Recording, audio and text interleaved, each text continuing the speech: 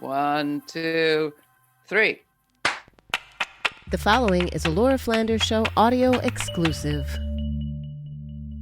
The best of times, the worst of times. The COVID pandemic has been all that and more. I say has been because while our media and some of our politicians like to talk about returning to quote-unquote normal, COVID's still with us in our hearts as well as in our daily lives. Like it or not, the virus is still out here. Many are still sick and dying, and the vulnerable, as we call them, are especially vulnerable. But didn't we all learn something about being vulnerable during the last few years? At the height of the pandemic, didn't a whole lot of us figure out how to make life safer and even better for our vulnerable friends and neighbors and even for our vulnerable selves? What happened to what we learned? It wasn't all bad. Some of it was actually wonderful.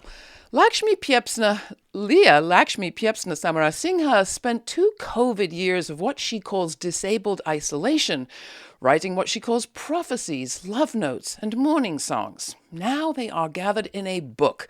The Future is Disabled, Prophecies, Love Notes, and Mourning Songs, which came out at the end of 2022. What if in the near future the majority of people will be disabled? And what if that's not a bad thing, she asks? What if disability justice and disabled wisdom are crucial to creating a future in which it's possible to survive fascism, climate change, and pandemics, and to bring about liberation for all?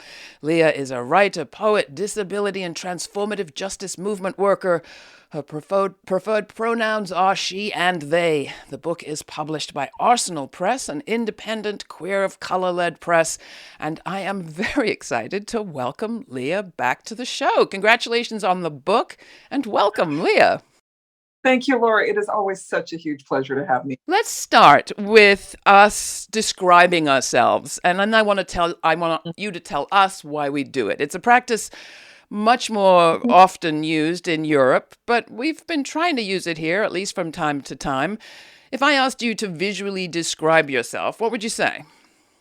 Sure. And I want to first of all say that I think it's fascinating that you're saying it's common in Europe, because for me as a disabled person who works and lives in disability community, that's something that we've been doing for years. Oh, all right. Well, then it's just the media that hasn't caught on here and may have caught on just a tiny bit more over there.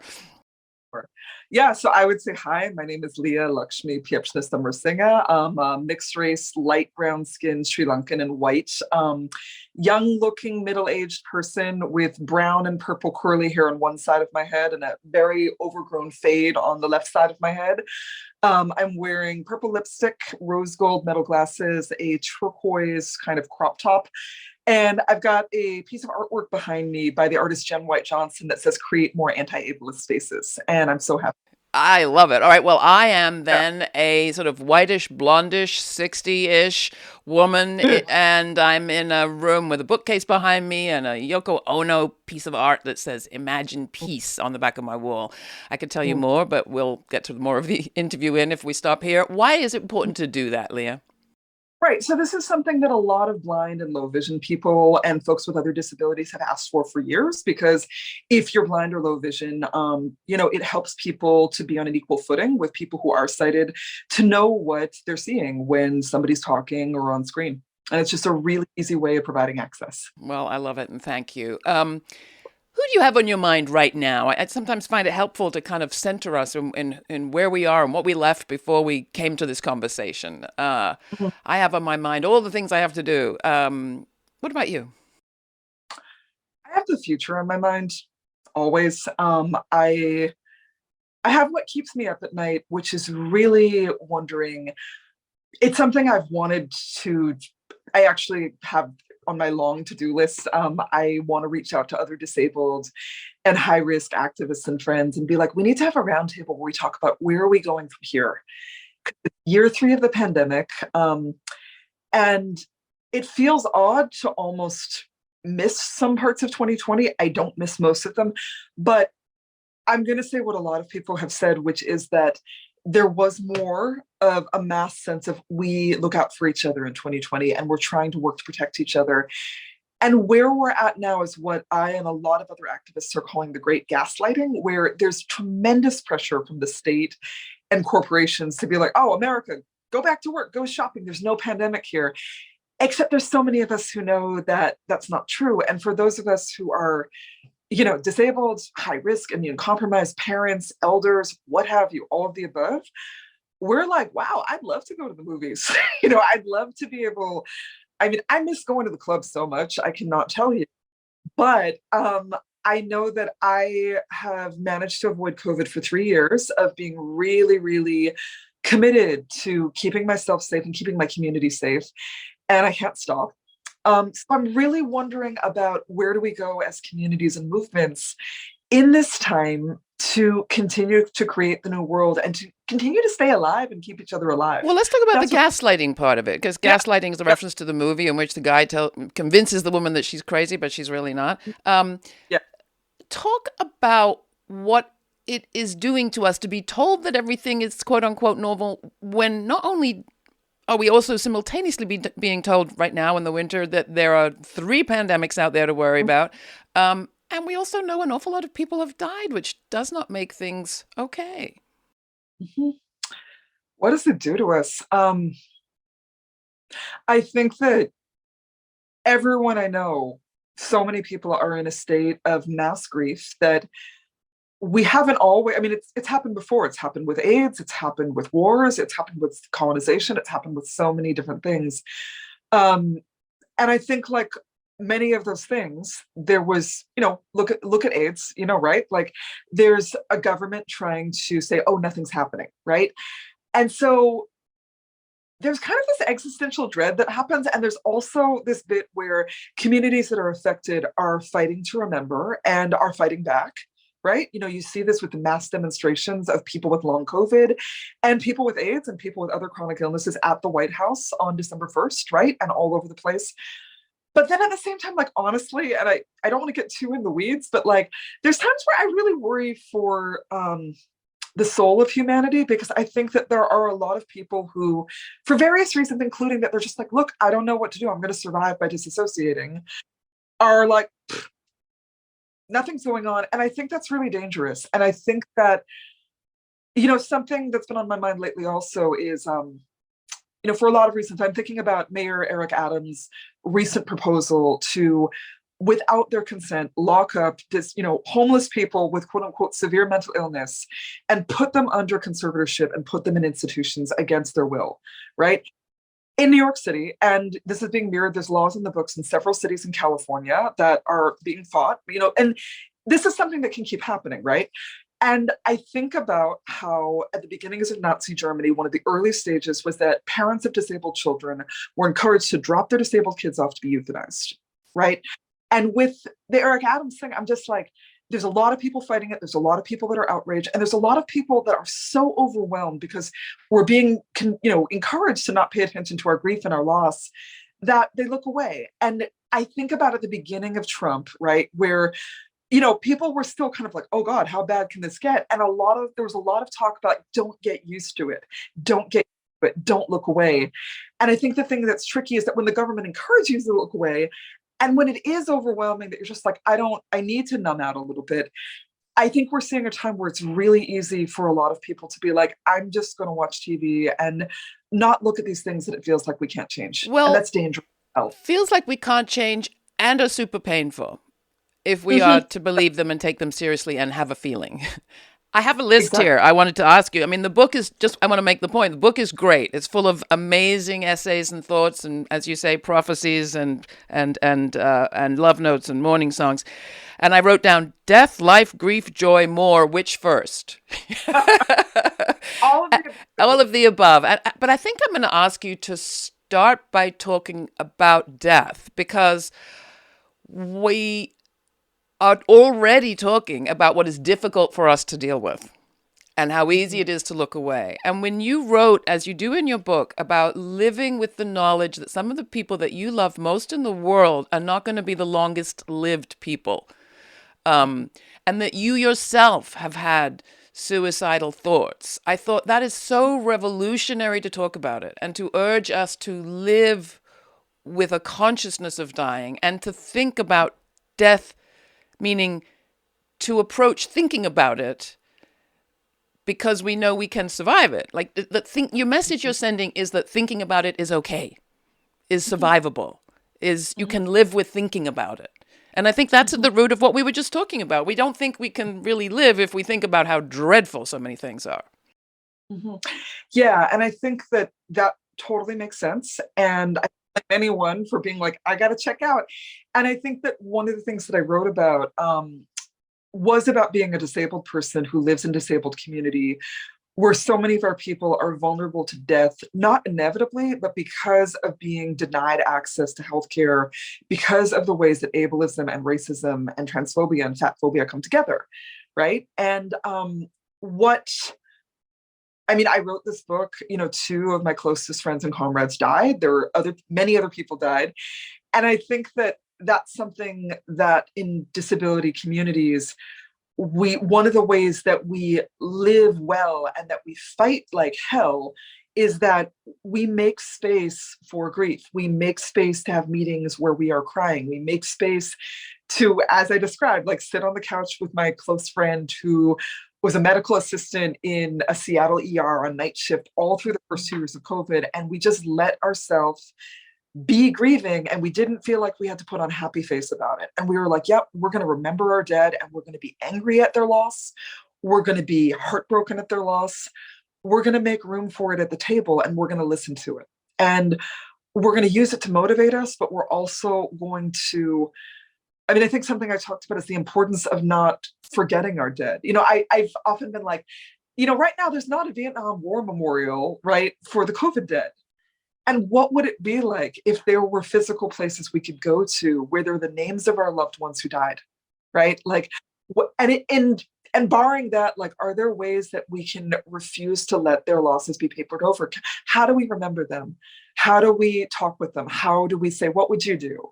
Right? Like that was something that my friend and comrade, Stacey Park Milburn, who passed very early in the pandemic in 2020, talked about a lot, where she was like, as disabled people, we hang out with our ancestors a lot and we learn with them and we demand and entice the world to change with them. And that's something we can do with our dead now. And we still dare to love them. Oh, yeah. Yeah, of course. Of course. Of course. Of course we do. I think we miss out on a lot of loving because we're a little scared. We might lose the person or the thing. And that feels like it's wrapped up with commodification and capitalism and everything is fixed in its value and its purpose. And we don't like to talk about the end of things and impermanence, which we know are the essential natures of the universe. But apart from that, we're right on the money. Talk about the joy part. I mean, you and I both alluded already to the fact that there were some kind of wonderful things about the last few years that we've been through. Can you describe one that stands out for you? Oh my God, just one. Take a moment, take a few. Yeah, well, I think, I'll start off by saying, when it's always wild when a book comes out because you write it, and especially when it's a book that is timely, you're like, is this going to be really dated within 6 months? And I was like, God, like, I really hope this isn't. And I don't think it is, but it is really kind of shocking to me when I read it and I read from it to be like, the stuff I'm describing that's from 2020, 2021, like massive mutual aids, like things like, I'm thinking about caremongering, which was a network started by Indigenous and Sikh women and Two-Spirit people in Toronto, and then it spread all across Canada. At its height, the Toronto caremongering had 20,000 people. They didn't know each other. And it was a lot of people who did not have a huge community or family, but it was just people being like, I made 40 packets of butter chicken and rice, and I'm in this neighborhood and anyone can come get it. You need diapers? Great. I've got some extra ones. And the people who ran it really pushed back when people were like, oh, well, do you really need those diapers? They're like, nope, we don't question people. It's radical hospitality. And it was beautiful. It was really beautiful. And it kept so many people alive and joyful because they were like, God, I've got food and love. And I know so many people who felt more isolated prior to COVID. They're like, I've just been, a single parent, sick, what have you. Nobody cares. And wow, all of a sudden there are these mutual aid societies that are coming through. I think that's really beautiful. I think that the ways in which, for a lot of people I know, not so bright-sided. Obviously you're working at the grocery store during COVID and you're trying not to get sick. It's awful. But there were ways that, to the degree that there were in lockdown, a bit of extra money, a bit of like mutual aid, a bit of payouts, a bit of extra EBT, a bit of spaciousness around, oh, of course you can cancel your medical appointment and we're not going to charge you if you're sick. Like, please stay home. There was a lot of love and grace, and a lot of also, I want to say, and this, connects to the last thing we were talking about. There was room to be sad and room to not be okay. And I think that I found that that's something I was really grateful for. And I think that it might seem paradoxical, but I think that not feeling like you have to put on a happy face and you have to pretend that everything's fine, being able to show up and be really real about, wow, we're all in it, really actually helped a lot of people to feel less isolated with their mental health. One of the things you do And in the book is describe what it takes to create community mm, with disability justice front and center. And some of the descriptions are really simple. But again, I think you break a lot of mystique about what it would be to create disabled community, or community that doesn't yeah, leave disabled people behind. Um, you talk about people, just making their lives inclusive and reaching out mhm. to you and others. Can you give us some examples for people who don't think of themselves as disabled? What can we do to make sure we're not missing out on the pleasure of being with you all? Sure. Well, I want to say, first of all, that I mean, I think the UN statistics are that 30% of the world is disabled. Disability includes physical disability, chronic illness, mental illness, neurodivergence, blindness, deafness, lots of stuff. And a point I really want to make that's, in the title is that with COVID, we really are looking at a world that if it's not majority disabled get, it's going to be really soon. Because I mean, the statistics kept changing. Like when I was first editing the book in January of this year, it was like, oh, Omicron, my goodness, 35% of the country might get it. And then it was like 60%. And then it was like 95%, right? I feel like the last unicorn. I haven't gotten COVID, knock on wood. Um, so I want to say, first of all, that you might not think you're disabled, but you probably are or will be if you get old enough. And I think it's one thing to say is that it's less about, ooh, let's bring those people in. It's like, ooh, we are these people. And we're affected by disability in different ways, but we're all going to have needs. We're all going to get sick. We're all going to have bodies and minds that change and go through trauma, right? So I think some of the things that are really simple are, my friend William Maria Rain, who is one of the many unsung heroes who started disability justice. They would always be like, just make a pot of chili and bring it to someone. Like, and they were like, honestly, there's really big things like fixing the entire public transit system, fixing the entire academic system, right? But there's bringing and sharing food, there's asking, hey, what can I do? There's figuring out what you can do with what you have and being like, I've got 5 minutes, but I'm going to drop this thing off, or I'm at the grocery store, what do you need? I think there's thinking about what it would mean for you, what you would need to be able to give care well and to receive care well, because so many of us, especially, people who are not cisgendered guys, have been told, oh, you've got to care all the time and you don't have an off button. So a lot of us resist it, right? And a lot of us have also had experiences of being cared for that came with abuse, right? So I think thinking about like, what can I give well? What can I receive well? It might seem kind of abstract, but it's important. And I think like there's also something I want to say is that care often gets talked about as the soup and the grocery drop-offs and that let me give you a ride. And that's all really important. And what also counts as care is doing things like the massive campaigns that disabled people did and are doing, like what Alice Wong of Disability Visibility Project did with High Risk California, which is a project she started when early in the vaccine rollout, disabled people were not prioritized. And we were like, we've been inside. She was like, I've been inside for a year, literally. And she and other people organized to get Governor Gavin Newsom and the public health departments to be like, okay, wait, no, we are not going to put you to the bottom of the list because we think your lives don't matter and you're going to die anyway. So that kind of activism is care, pushing to change the laws around personal care attendants and like making sure that personal support workers get paid above the minimum wage and get paid well. That's an act of care. And react when the Americans with Disabilities Act is weakened, or when there are new threats to it, which I understand there are in the current Congress and the next one. Right. I mean, I would say with that, and I would say also with God, why am I all we're going to have to edit this. The law that allows people to live outside of institutions is Longmore. It's not Longmore. It's Olmsted, with Olmsted, right? Which is the legal challenge that was advanced by disabled people, including Lois Curtis, who just passed, who is a Black disabled warrior, disabled people in the South who were living with intellectual and developmental disabilities, who've been institutionalized all their lives, who were like, no, we want to live in our own homes. And they fought and they won that. And ever since Olmsden's been passed, the right continues to push to be like, no, we want to lock you back up. We want to put you back in institutions like the old days, when not only is it inhuman, not only does it cut off our right to live beautiful, rich, disabled lives in the world, but it's not even cost effective. I mean, institutions are jails. They cost millions of dollars, right? Much more than being able to live in your own apartment with somebody who comes in and helps you when you need it, right? So no, being aware of the disabled issues that are out there for people who are abled or who might not think of themselves as disabled, and talking about them, fighting for them, writing those letters, being at those demonstrations is important. The last thing I'll say is, and I cite this in the book, there's a lot of different initiatives led by disabled people being like, for God's sake, please keep virtual options, masking options.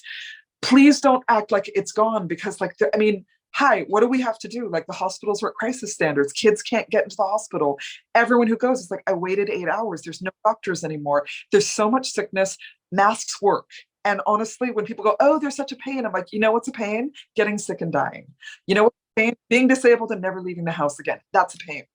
Two things. One, we're going to have you read something in just a minute. I want you to introduce it.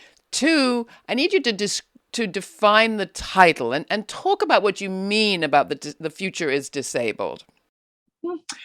Sure. I mean, I think that, first of all, I want to say that Alice Wong used it first as a phrase and generously gave me permission to use it as a title of my book. I mean, I think the bare bones definition is that in the near future, as I've said, most of us are going to be disabled numerically, right? But what's also true is that so often as disabled people, we are told that there's no future for us. You know, the right says, oh, we're just going to kill you off. You know, you don't matter. Like, you're, as Hitler called disabled people, useless eaters. Like, you're just a drag on the system. And then in the able-bodied left, there's also a tendency, unfortunately, where I can't tell you the number of times that people have said, either really explicitly or more subtly, oh, in the future, everyone will have healthcare, so no one will be disabled. Isn't that great? And as Patty Byrne and other founders of disability justice have said, there have always been disabled people. There's not one way to have a body or mind, right? And we can be angry at things like war and colonization and environmental racism that do fuel some disabilities, but that does not mean that as disabled people, we're the broken toys, in the box, right? Like, and that we're useless and we need to get fixed. So when I say the future is disabled, I mean that as disabled people, number one, we are imagining in the worst conditions futures where not only do we exist, but we are thriving, we are in leadership, and we are sharing the tools that everyone's going to need to survive. And I'll give a couple of examples. I've lived in the West Coast for 15 years of my life. And for the last 5 years, there's been intense wildfire smoke emergencies. If anyone's used a Corsi Rosenthal box, which is that hack where if you can't afford a HEPA filter, you go and you get a furnace filter and you put it on your box stand. Disabled people invented that. Disabled people were the first people who were like, oh, there's wildfire smoke. Here's a mask. Here's the different kinds of masks. Here's how you clean the air in your house. Here's how you take care of your mental health, because it's very stressful when the sun is blood red, right? And here's how you take care of each other, right? Everything from that to the kinds of radical shifts towards care that is abundant is stuff that we've been practicing. And it's stuff that more and more people, everyone's going to need that if we're going to make it. You say there's a connection between the future being disabled and our, I don't want to say epidemic because it's not a natural phenomenon, but our practice of mass incarceration. Oh, yeah, I would say definitely, because I think that mass incarceration is disabling if you're not disabled when you go in. And we know that so many disabled Black and brown folks are either victims of police brutality or they're imprisoned. If you're not disabled when you go in, you get disabled inside, right? So a future that's disabled is an abolitionist future, because it's against prisons. It's also against all institutions, including the institutions that lock disabled people up. I'd love you to read a part from the book. And this Sure. is a piece that begins, this potential revolution isn't just going to happen. In it, you talk about crip doulaing. Can you just tell us what that is in case people don't know? Yeah, absolutely. So Stacey Park Milburn of beloved memory invented the term cryptooling, and she was like, that's what you do is when another disabled person teaches you this is how you drive a wheelchair, have sex, accept help, manage your care attendants, be a care attendant. This is how you work. This is how you write a whole book 5 minutes at a time for bed. Cryptooling is a practice where more seasoned disabled people mentor people who are newly disabled or disabled in a different way in this is how you live, and it's not a fate worse than death, it's actually awesome. That's the short version. And like any doula during a birth, we know that when somebody's laboring alone to give birth, it's often a horrible experience. It's really hard. And just the presence of another person there, holding that space and being like, we believe in you, changes the way that birth feels, right? So this is a reading from my chapter, Loving Stacy, and Honor Song, which is in memory and honor of my friend and disability justice organizer, Stacey Park Milburn. Black queer feminist, maestra, poet, essayist, teacher, and thinker June Jordan once said, love is life force. I believe in the radical power of disability justice love as life force.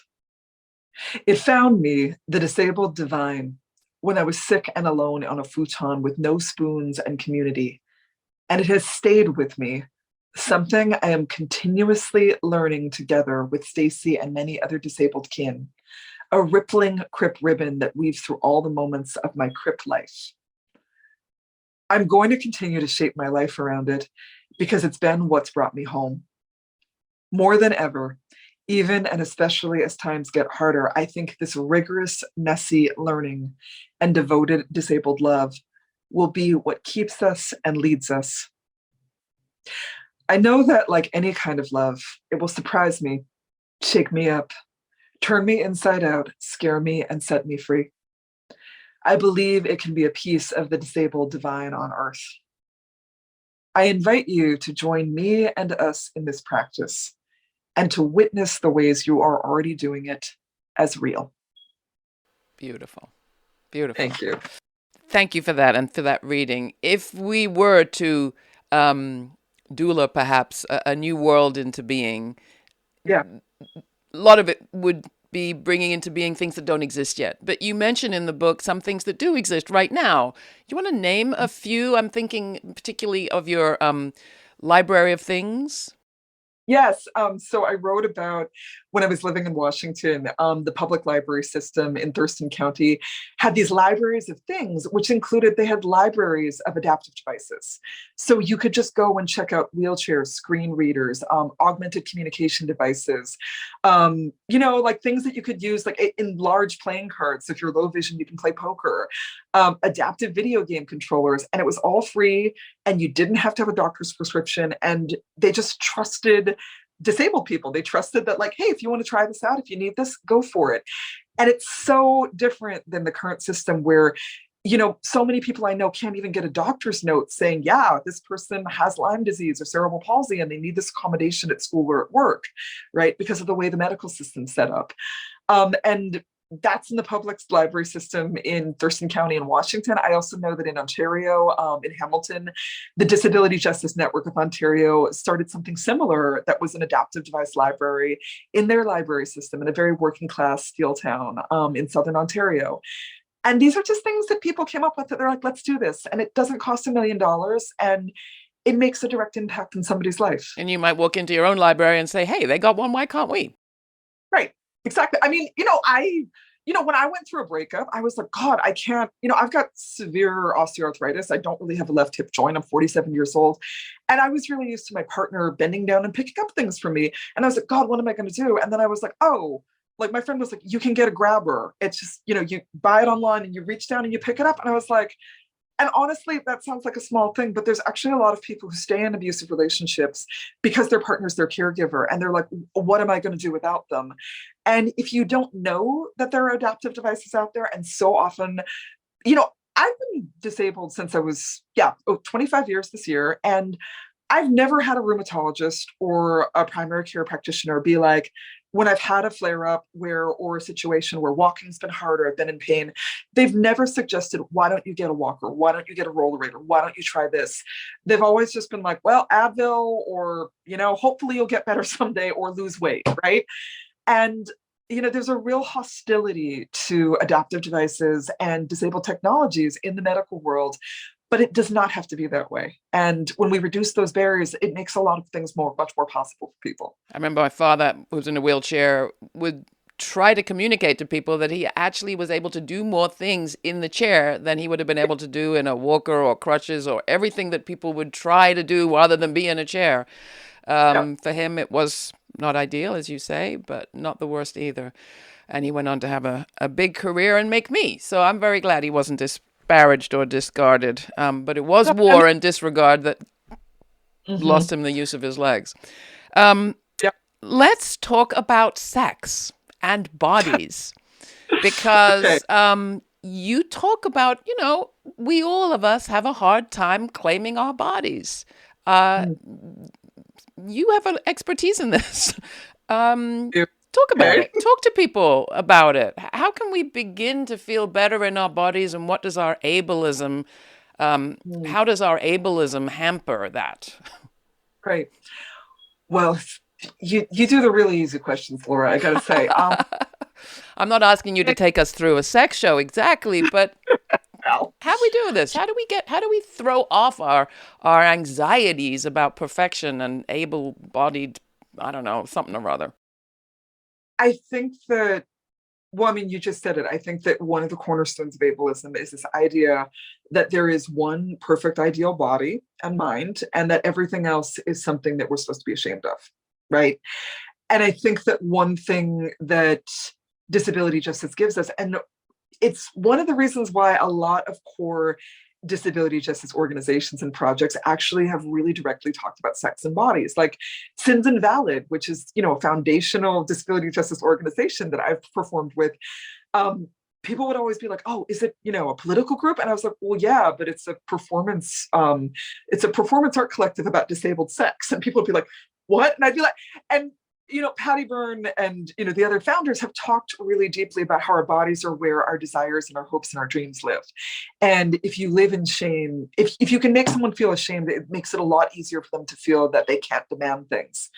So I think, how do we undo it? I think that one of the gifts about being in disability community is you're like, wow, nobody's body is like the white, skinny, able, cisgendered, masculine, ideal.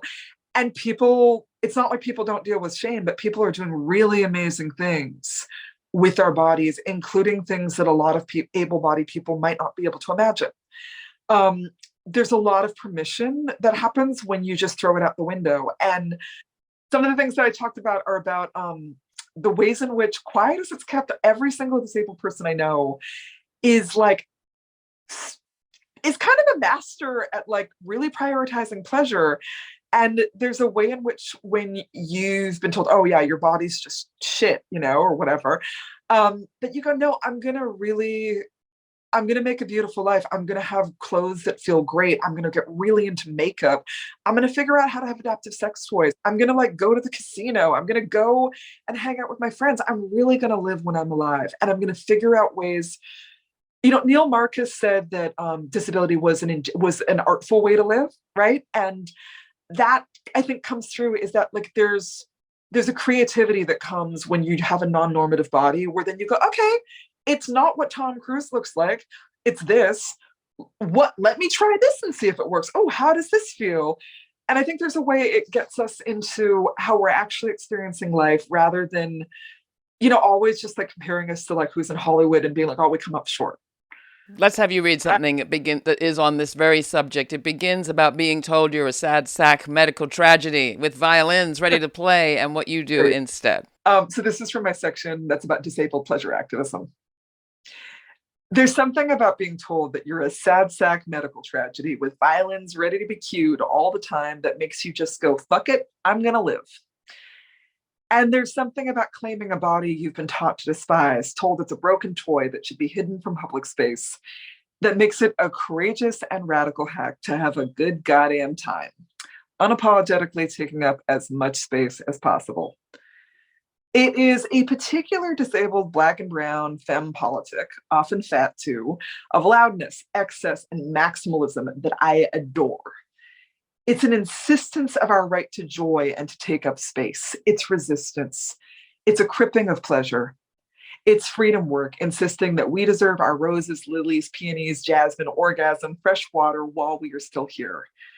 And that joy and pleasure are key parts of what both help to make this disabled world to come that we're dreaming of now in this moment, and what helps keep us going when the work is hard and heartbreaking.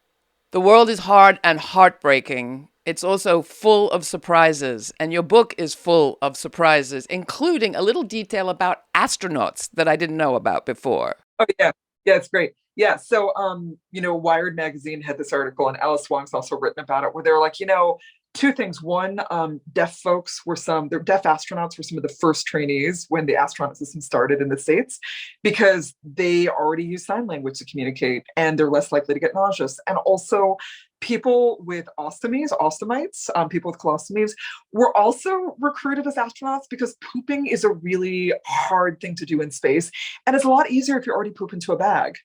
And that was one thing I wanted to start off with, because I was like, yeah, there's this idea of like, oh, in the future, there's just going to be these Ubermensch and no one's disabled. And I was like, actually, disabled people might be what gets us to Mars, right? Because we're actually better at it.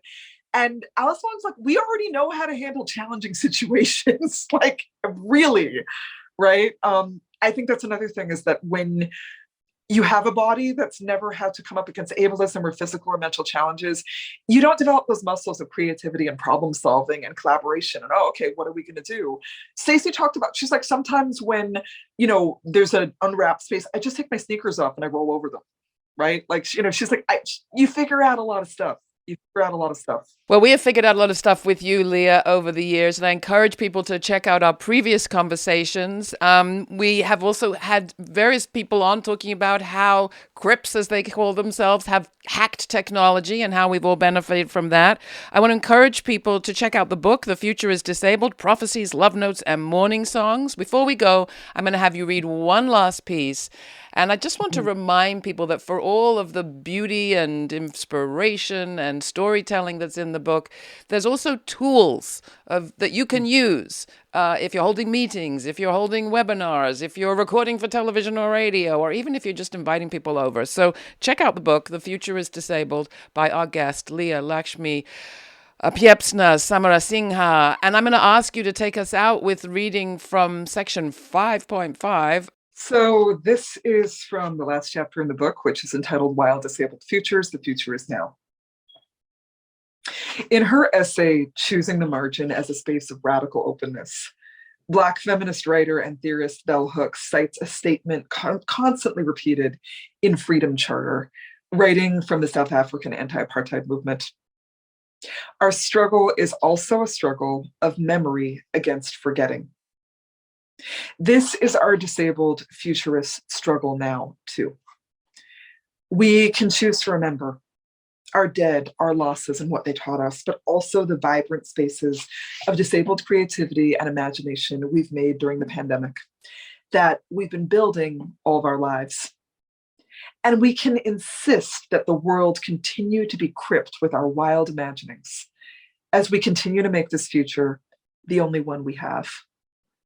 The wild disabled future is for disabled people and for everyone, led by lifetimes of disability justice practice. I may be a portal, but I can't predict the future. All I know is to have faith in the complete unpredictability of what comes next. That there will be suffering and death, eugenic glee as mask mandates are canceled by Trumpian judges and the abled and oblivious rip off their face masks in mid-flight and laugh at our fear. And we will also keep doing all the life-saving disabled stuff we have been doing. We will keep disabled innovating, building, grieving, surviving, inventing. There will be ableist backlash and predictable nightmare violence. And our wild disability justice dreams and imaginings cannot be murdered. All I know is that disability justice dreaming is audacious and bold and will take us to the future of the world, whatever it is, whatever we make it be. The Certain Days calendar hanging on my kitchen wall asks, what can we grow out of crisis? And I answer, the wild, disabled futures we are making with the rest of our lives. Beautiful. So, Leah, congratulations on the book. Are you going to be out and about crypt touring with this book or what? I already did a 9-city crypt tour all online. And because it's really nice to work at the speed of our bodies and not do 9 million things at once, we don't have to. I'm going to continue to have readings and speaks over the next year. So you can keep an eye out on my website. I don't know if I can mention it online, but yes, all the places that you can Google my very long last name, you can find what's coming up. All right. Thank you so much. We really appreciate it. Leah Lakshmi Piepzna-Samarasinha, always a pleasure to have you with us. Always a pleasure to be here.